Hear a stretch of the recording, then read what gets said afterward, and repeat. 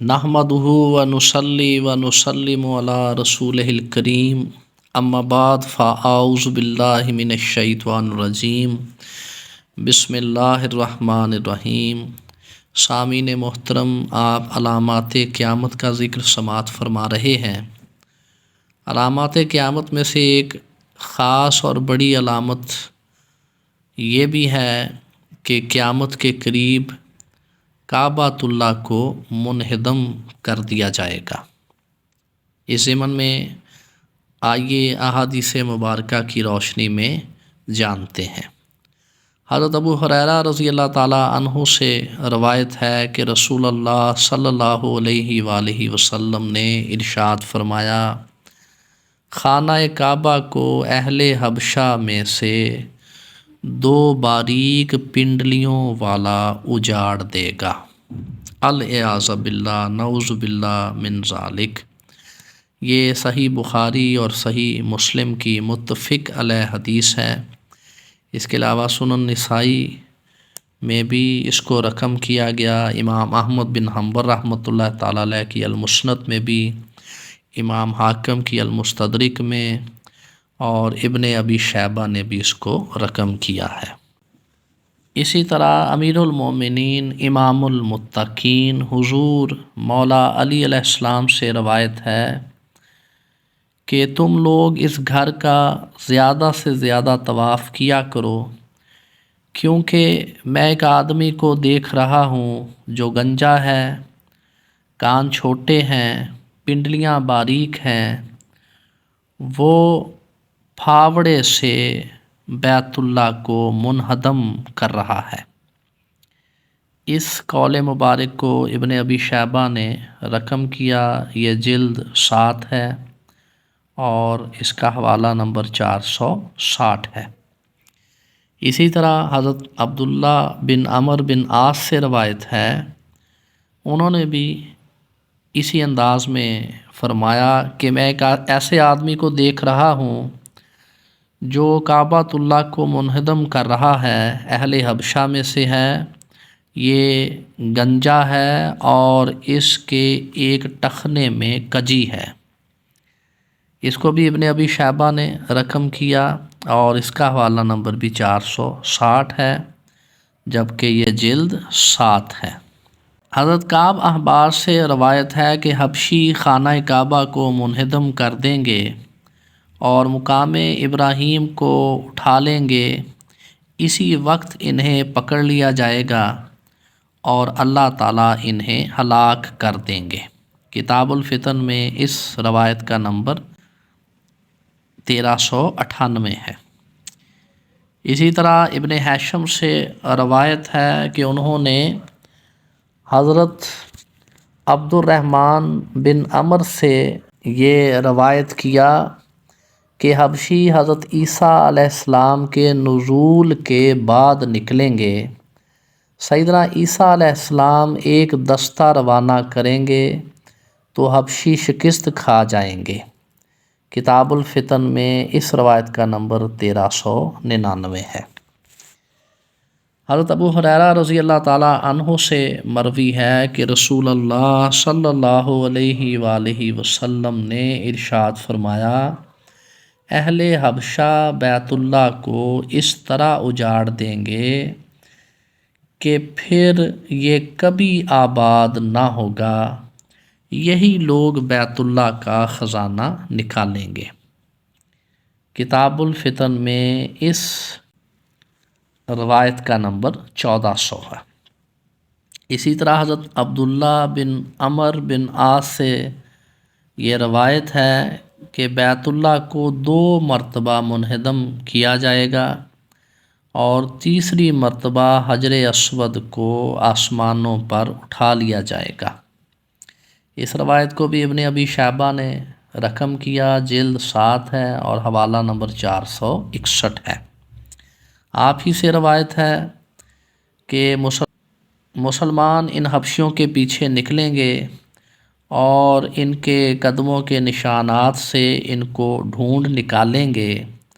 اللہ تعالیٰ اہل حبشہ کو عبرتناک شکست سے دوچار کرے گا،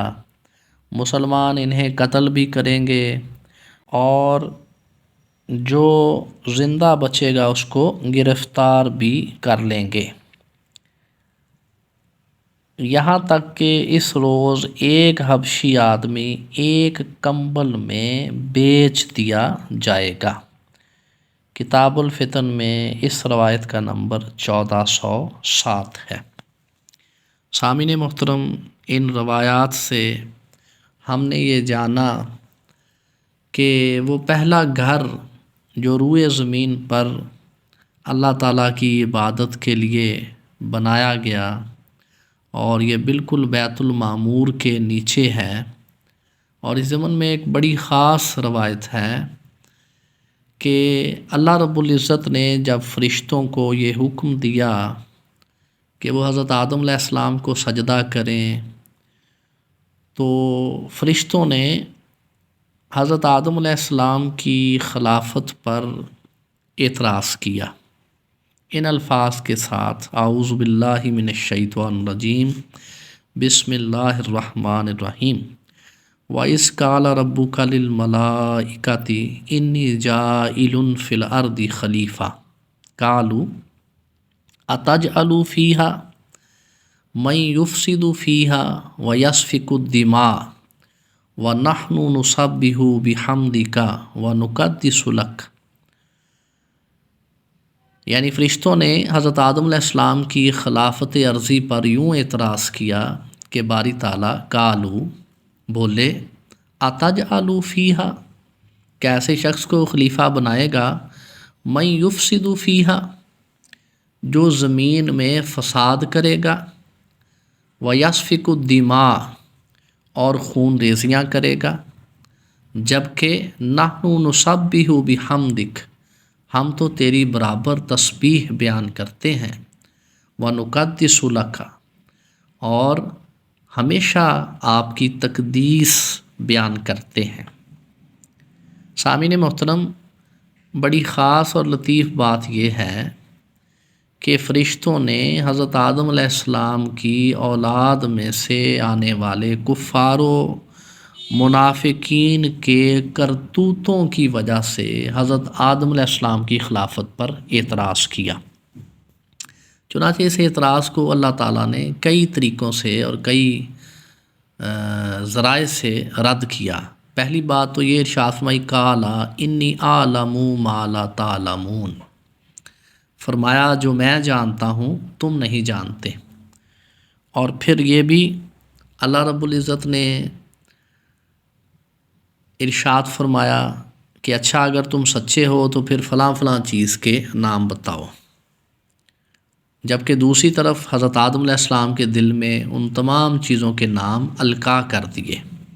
چنانچہ فرشتے جب بتانے سے عاجز رہے اور حضرت آدم علیہ السلام نے اللہ کے حکم پر ان تمام چیزوں کے نام بتا دیے، تو اس پر اللہ رب العزت نے ارشاد فرمایا، کیا میں نے نہیں کہا تھا کہ جو میں جانتا ہوں تم نہیں جانتے؟ تو جب حضرت آدم علیہ السلام کی حجیت اور حضرت آدم علیہ السلام کی فضیلت از روئے علم فرشتوں پر ثابت کر دی گئی، اور اس سے اللہ رب العزت نے ایک پیمانہ بھی مقرر کیا کہ زمین پر فضیلت کا پیمانہ علم ہے، زمین پر فضیلت اور برتری کا معیار علم ہے، وہ فرد ہو یا قوم ہو، اسی کو سرفرازی اور اسی کو عزت اور اسی کو سربلندی نصیب ہوگی جو علم کے میدان میں آگے ہوگا۔ یہ خلافت عرضی کا پیمانہ اور روڈ میپ روز اول سے ہی اللہ رب العزت نے طے کر دیا تھا، اور یہ اولاد آدم پر اور حضرت آدم علیہ السلام کی اولاد سے بننے والی اقوام پر قیامت تک کے لیے صادق آتا ہے۔ چنانچہ جب حضرت آدم علیہ السلام کو تمام فرشتوں نے سجدہ کیا اور ابلیس اکڑ گیا، اور اللہ رب العزت نے اس سے ارشاد فرمایا، فخرج، یہاں سے نکل جا، تو مردود ہے، تو فرشتوں نے چونکہ پہلے اعتراض کیا تھا اس لیے اپنے فعل پر نادم ہوئے۔ اسی ندامت اور شرمساری کے عالم میں فرشتوں نے بے اختیار عرش الہی کا طواف کرنا شروع کر دیا۔ جب انہوں نے عرش الہی کے 7 چکر مکمل کیے تو اللہ رب العزت کی رحمت جوش میں آئی اور اللہ رب العزت نے ان سب کو معاف فرما دیا۔ اللہ تعالیٰ کو فرشتوں کی یہ ادا اس قدر پسند آئی کہ جب حضرت آدم علیہ السلام کو اللہ تعالیٰ نے زمین پر بھیجا تو حضرت آدم علیہ السلام سے ارشاد فرمایا کہ زمین پر بالکل اس جگہ جہاں میرا عرش ہے، بیت المعمور ہے، اسی جگہ پر میرا گھر بنانا، اور آپ کی اولاد میں سے جو کوئی میرے گھر کے 7 چکر لگائے گا بالکل اسی طرح جس طرح میں نے فرشتوں کی توبہ قبول کی اور ان کو بخش دیا، اسی طرح میں آپ کی اولاد میں سے ہر گناہ گار کو جو اس مبارک گھر کے 7 چکر لگائے گا بخش دوں گا۔ چنانچہ یہ طواف کی اصل ہے، اور یہ وہ خاص بات ہے جس کی وجہ سے زمین پر سب سے پہلے بیت اللہ کی تعمیر کی گئی، جو بالکل بیت المعمور کے نیچے ہے، اور یہ انسانیت کا قبلہ بھی ہے اور زمین پر اللہ کی سب سے اولین عبادت گاہ ہے۔ چنانچہ قیامت تک کے لیے یہ انسانوں کے لیے باعث بخشش اور باعث نجات ہوگا اور توبہ کا ذریعہ ہوگا، لیکن بدبخت لوگ، بدبخت انسان اسی مبارک اور مقدس گھر کو جو باعث امان ہوگا، جو باعث نجات ہوگا، جو باعث رحمت ہوگا، جو باعث توبہ ہوگا، اسی گھر کو بدبخت انسان منہدم کر دے گا، اور اس کے بعد پھر بیت اللہ کبھی بھی تعمیر نہیں ہوگا، یہاں تک کہ حجر اسود کو بھی اٹھا لیا جائے گا۔ یوں قیامت سے پہلے یہ ایک خاص واقعہ ہوگا، اور یہ بھی ایک خاص نشانی ہوگا کہ اب انسان کے لیے زمین رہنے کے قابل نہیں رہی، کیونکہ توبہ کا وہ مقام اور توبہ کا